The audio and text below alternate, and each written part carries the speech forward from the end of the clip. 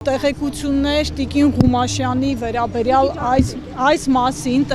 այս պահին տեղեկություններ Տիկին Ղումաշյանի վերաբերյալ դեռ հավելյալ տեղեկություններ չունենք, դուք տեսնում եք ամբողջ գործընթացը ինչպես է ընթանում, բայց մոտ 1 ժամ առաջ տեղեկություն ստացվեց, հիմա ես ճշտում էի ու հաստատվեց տեղեկությունը,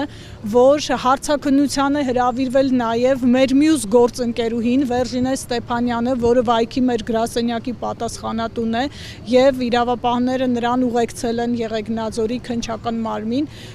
նրա հետ այս պահին իր փաստաբանն է գտնվում, ելի մեծ անհայտ հանգամանքներում, անհայտ ու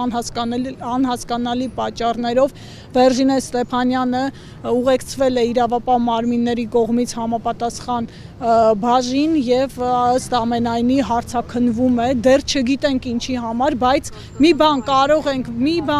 նույնը չէ, այլ հանգամանքներ են հավանաբար, բայց մի բան կարող ենք պնդել, որ սա քաղաքական հետապնդում է, սա գործող թույլ իշխանությունների կողմից փորձ է մեր կանանց միջոցով փորձել ճնշել մեզ, բայց ես մի վատ նորություն ունեմ նրանց համար, մեր կանայք չեն վախենում նման հետապնդումներից, ուժեղ Հայաստանը չի վախենում որևէ հետապնդումից եւ մենք սա գնահատում ենք որպես իրենց թուլության հերթական դրսևորում եւ արդեն առիթ ունեցել ենք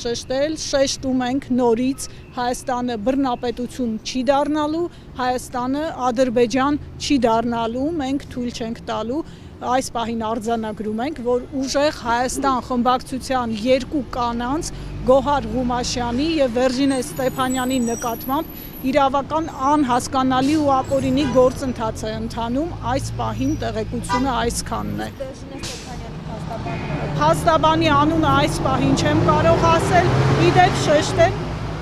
մի շատ կարևոր հանգամանք, երկու կանայք մայրիկներ են, բազմազավակ մայրիկներ են, արդեն գիտեք, որ Գոհար Ղումաշյանը 3 երեխայի մայր է, նրա փոքրը